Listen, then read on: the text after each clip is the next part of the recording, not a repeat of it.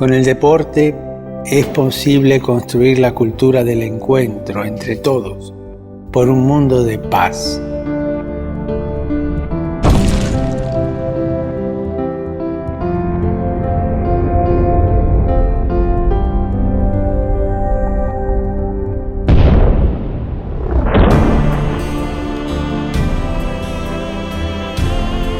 Sueño con el deporte como la práctica de la dignidad humana convertida en un vehículo de fraternidad.